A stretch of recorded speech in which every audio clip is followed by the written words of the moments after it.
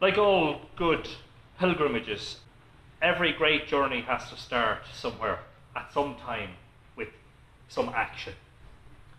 In the case of Brigids Way, last year we set out from the Holy Well at Ford. We knew where we were going in many respects, geographically, but I suppose at many different levels we didn't know where we were going. So what do you do when you set out on a pilgrimage? Where are you going to, really? I have some answers to that, but for those of you who haven't taken part in Brigids Way, I hope that maybe you get the opportunity to do so this year and maybe find out some of the answers for yourself, because pilgrimage is in many ways a very personal act, even though you do it as community. So it's a community gathering, and it's a lovely, wonderful gathering of people. You could probably get the impression from Jarlath's lovely video there of some of the things that people said after they finished the pilgrimage, that, you know, in addition to, you know, walking the route and connecting with things, they were also connecting with people that they'd never met. In my case, a very special journey began in January of 1999. I met Richard Moore, who was an artist in Drogheda, and we began that day what I can only describe as a very grand adventure, an extraordinary journey into landscape, into myth, into archaeology, and into, I suppose, in many respects, spirit.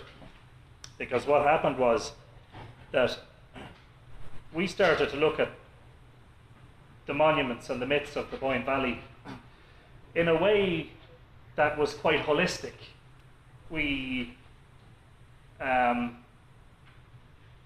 Our journey was a cosmological one, but it was an archaeological one, it was a mythological one. It became a mystical journey.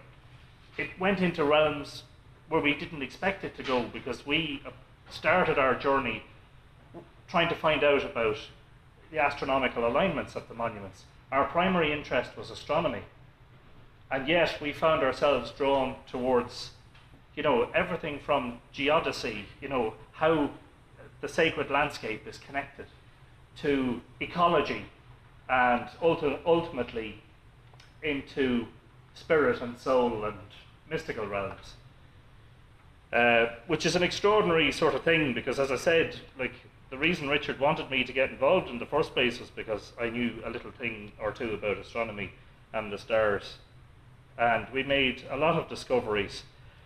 And, you know, this particular journey, Brigids Way, has a conclusion.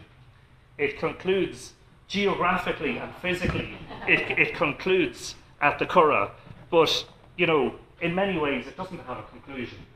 And like many journeys of ancient Ireland, in actual fact, it's not linear, it's cyclical, because it comes round again. And that's one of the wonderful things about the cosmology of ancient Ireland, was that everything was seen to have happened in cycles, and that is very much replicated in the monuments and in a lot of the mythology from ancient times. All of the Boyne Valley monuments are roughly circular. You know, you can probably follow a route around the stones and look at all the artwork, and it probably connects up with various things that are happening in the sky at various times. And in some ways it reflects the fact that the horizon is circular, and the Milky Way is a ring, and the moon and the sun are circular, and everything appears to follow these circular, cyclical patterns. So when we took that step, that first step from Ford Well last summer, as the ladies have already alluded to, the beginning of that journey coincided with one of the best heat waves this country has seen in 20 or 30 years. So there are quite obviously forces at work that are greater than we can possibly, our rational minds can give credit to. All week long and all month long and all year long, we live a particular life. We're in an existence. In many ways, we're trying to be something that we're not really. We put on a face, we get involved in a routine, we go to a job, we commute, we do things that we weren't naturally born to do. take somebody from Stone Age Ireland and put them in this life, and they're going to find it extremely strange how it is that we spend so much of our time racing around to try and make ends meet. And the funny thing is, there's no end. You can't make ends meet because there is no end. It's just an a cyclical thing, I suppose, in some respects. So when you go on a pilgrimage, you see, I didn't understand pilgrimage until last year because I'd never really been on one. So when you go on a pilgrimage, you take a step outside of yourself. And the old Anthony Murphy or the other Anthony Murphy stays there, but you become something different. Because what you're doing is you're making a journey. You're making a journey through landscape, first and foremost. You're reconnecting first and foremost with stuff that you've never seen. You probably haven't. You think you've been out in the countryside and you think, I've seen sunrises and sunsets, I've climbed mountains, I've walked in streams. You might have done all that, but each journey you take through the landscape will be very different and you'll see something different every day. It's a journey of spirit too, because it's an effort for you to get in touch with an aspect of yourself that perhaps is dormant. And I think that's an issue for people today. And I think it's one of the reasons that Ireland has seen so much strife, I suppose. We see it in political and financial and religious life for the past, number of decades. All the time we're opening up, new cans of worms into the past. And at the same time, we are questioning our own place in all this and perhaps our own personal part in the great drama of life. And what you do when you go on a pilgrimage like the Brigids Way is you begin to learn a little bit about what your journey really should be. And that's not necessarily to say that you'll have some sort of great awakening. I very much hope that you do, because when I've been on my journey, I've had a tremendous awakening. I've really metamorphosized, I suppose. And although I still am part of this existence that I've created, that I need to, or that I think I need to have, there's also this other me. There's this other me that's able to take a step sideways and say, look, that's not all there is to life.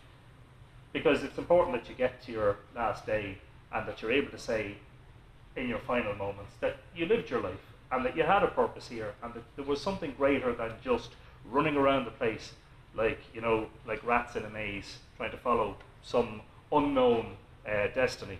I was reading about Seamus Ennis, who some of you might know was a very famous folklore collector and music collector and a musician, uilleann pipe player. And Ennis went to a place in Connemara called Glashka, which I think means clear water, interestingly enough. And from one man, just one man, he collected 213 pieces of music. And this man hadn't anything written down. He knew the names of them and he knew how to play them on his whistle or his fiddle or whatever. This is just from one man. Seamus Ennis saved a huge portion of Irish music from just being lost into time because the oral tradition was dying out. But what interested me about that, and the reason it's relevant to tonight, is because I wondered what it was that made people, we're talking, this was the 1930s, but you're talking about music that went back, a couple of centuries. What makes a people who've gone through dire circumstances produce such wonderful, magical, happy music? Jigs and reels and hornpipes.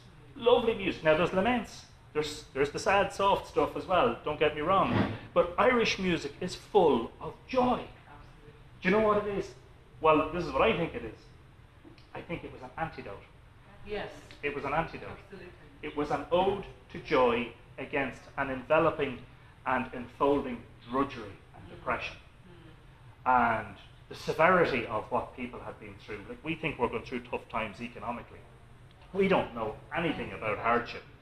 The people who lived through the famine times and into the early part of the 19th or the 20th century knew hardship, and yet they produced the most beautiful music. That was their antidote. And I suggest that Brigids Way is an antidote to whatever it is that you have in your life at the moment that might be, that you might feel is a drudgery or, is depressing you. Maybe you're in a routine, you're in a rut. Maybe it's just that you haven't felt a little sense of magic in a while. Go out there and walk the route. It's really wonderful. When you go on the route, and I hope to meet you all on the route this year, you will reconnect in so many ways. You'll be reconnecting, as I said, with landscape, you'll be reconnecting with cosmology, and you'll be reconnecting with aspects of yourself that you probably never knew existed. And I hope that you have a fulsome and very enjoyable time. I have absolutely no doubt that you will. Thanks very much.